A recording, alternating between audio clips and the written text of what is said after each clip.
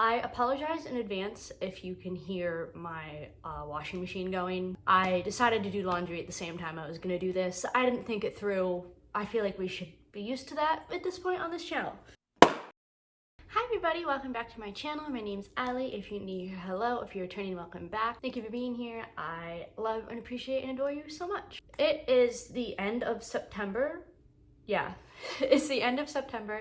It is reading wrap-up time. Looking back at everything I read, I thought I read a lot more than what I did, but as you will see, it's just because I spent a lot of time starting a new series. And I had like a week of no reading because I just wasn't in the mood or whatever. It's been kind of a busy month, excuses, whatever. I read 8 books this month, which is not a lot for me. I feel like I normally read at least 10. Here we are, let's get into them. So the first book I read this month was recommended to me from a podcast I listened to, True Crime Podcast, My Favorite Murder. One of the hosts recommended it. I read Godshot by Chelsea Beaker. I 3-starred this. I would definitely check trigger warnings for this. So basically this is a fiction story of this girl who grew up in a cult. I like true crime, I like cults. I thought it would be interesting, and like it was good, but I felt like it was kind of slow at times. I felt like there was a lot of scenes where it was just like describing the environment. I struggled with it every once in a while just because it kind of drug on a little bit. It was a good story. It's not a true story. If you want to read a cult book, I would suggest it, but I feel like most cult books you should probably check your trigger warnings for because it's a cult. Usually if it's a cult, good things aren't happening.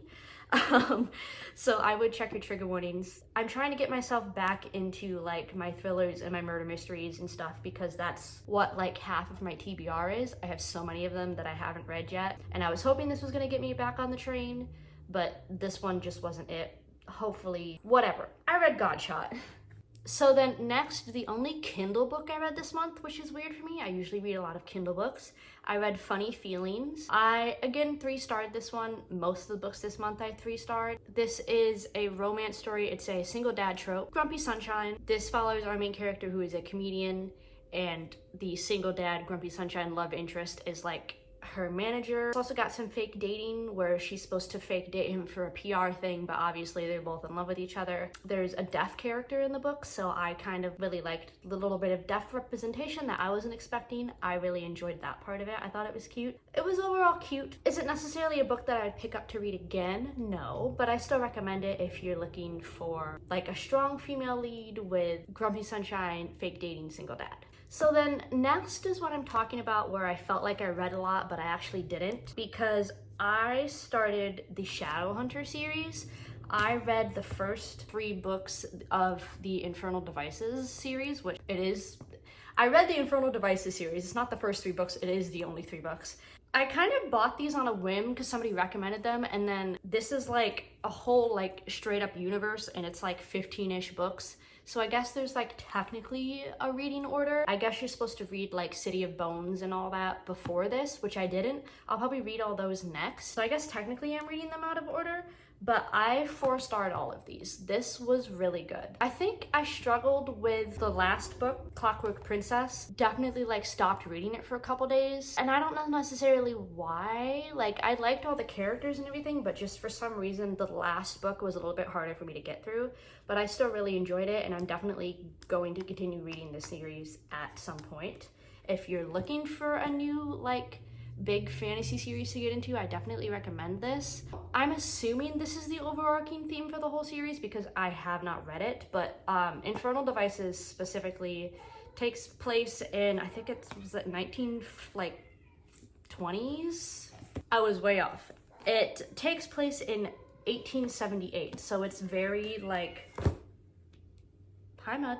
It's very like old-timey characters in the fancy frilly dresses and everything, but it's got magic in it. There is vampires and warlocks, and basically main character Tessa, she basically finds out she's not human, whatever, and she ends up being taken in basically by this group of shadowhunters, and shadowhunters are basically the people that take care of like demons and any like bad magic that's in the world, I guess. This is a love triangle series, but not in an annoying way. Well, the end kind of annoyed me, how Like if you've read it, it just kind of like 360 switched. But it's not annoying during the process of the book, so I didn't mind that to it. It's not spicy. If there is any sort of spice, it's like a fade to black type thing. So like it's YA in that sense, but it's very good.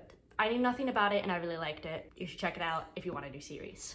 So then next I read Mr. Wrong Number by Lynn Painter. I have read previously by her Not Like the Movies, and that was very YA. I feel like I've slowly started aging out of YA because I'm almost 23, and so sometimes it's just too young for me. So I was kind of worried that this was going to be YA. It's definitely not as YA, and it's definitely got spice, but it's not smut. Like there's some fade to black scenes. It's not super descriptive. Like it's more adult than something like Not Like the Movies, but it's not smut.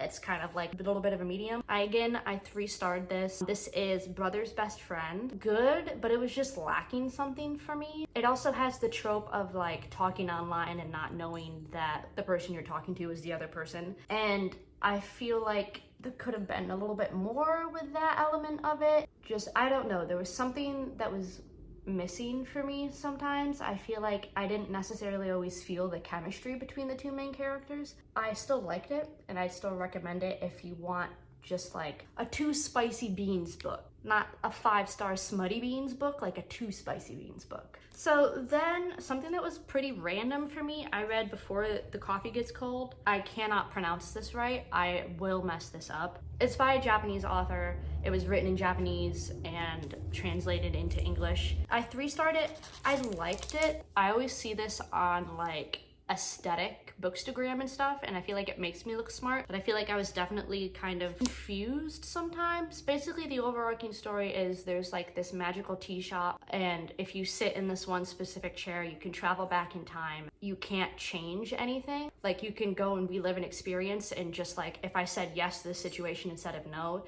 you could see what happens, but when you come back to your current time, your life is still going to be the same. Like you can't right any wrongs. You just basically get to see what would happen if you gave someone a different answer. So like, I feel like it definitely made me think. I just don't think that I got super into it like a lot of people have that have read it, that I've seen recommend it. But it was cool. Again, it makes me look smart, makes me look aesthetic, so I'm here for it. Anything to make me look better. Super narcissistic. And then finally, I read Love on the Brain by Allie Hazelwood. I actually just finished this like right before I recorded this. I, again, 3-starred this. It's been a 3-star a month. In comparison to Love Hypothesis, I think I like Love Hypothesis a little bit more. I liked this. It almost just seemed a little simple for me. Like I wanted more conflict than what there was. Coworkers, romance, academic rivals, enemies to lovers. It again has the talking online but not knowing they're the same person. Same sort of women in STEM situation that Love Hypothesis was. It's also very much boy falls first. I don't know if I'm necessarily a boy falls first lover in this sense, because I feel like there wasn't enough groveling for me.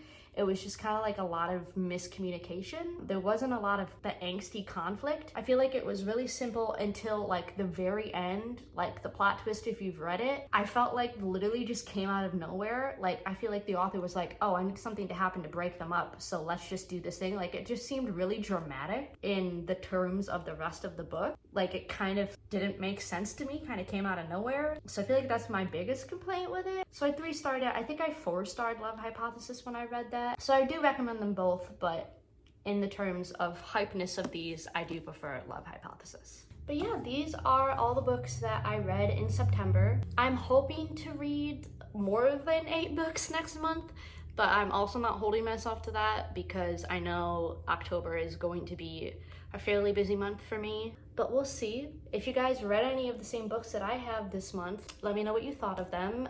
If you've read the whole Cassandra Clare Shadowhunters universe, let me know your thoughts and opinions on them, but don't spoil them for me, please. I hope you guys also had a good reading month, and just, hey, keep in mind, as much as I complain that I only read 8 books, sometimes 8 books is a lot for other people, and you shouldn't judge yourself based on the reading of others. Do it for your own enjoyment at your own pace.